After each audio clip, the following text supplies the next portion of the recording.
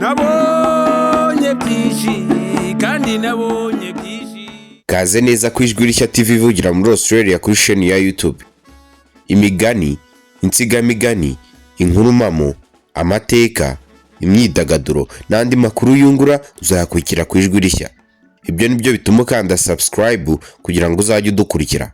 Ni nabyo bigutega ukanda no kunzogera kugira ngo uzajye ubona ibiganiro byacu bishya bigisohoka.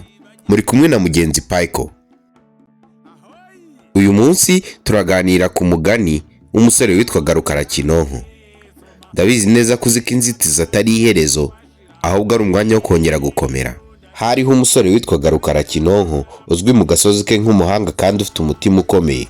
Rukara yari afite inzozi zo kuzagera ku ntego zidasanzwe mu buzima kuko yakundaga kwitangira umuryango we n'abandi bantu bo mu gace ke.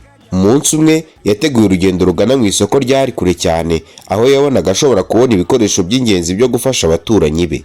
Mu nzira yahuye n'inzitizi y'inkanga ikomeye cyane yari itambitse inzira. Abandi bagerageje kwambuka bagacika intege bagataha batabashije kugera aho bari bagiye. Ariko Rukarakinonko kubw'ubutwari bwe ntiyigeze acika intege.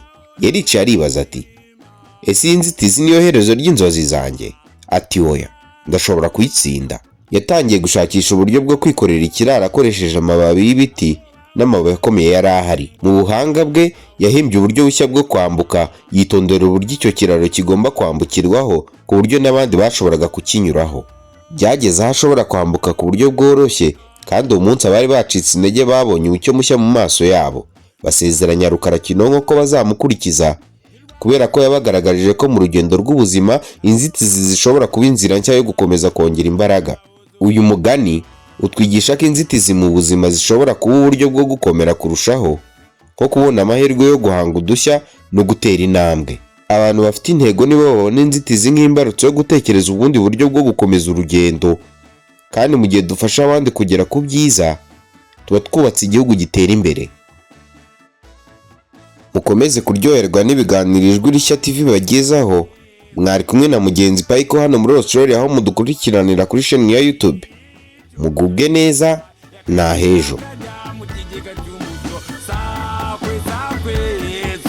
Akakayira kasiba amatwashira y'icyo ndakiguhaye, akayira kajya mu kigega cy'umuntu. Burya umuco gakondo niryo shingiro ry'amahoro ndetse n'iterambere. Nimuze tuwuze ngasi rudasitara maze tuza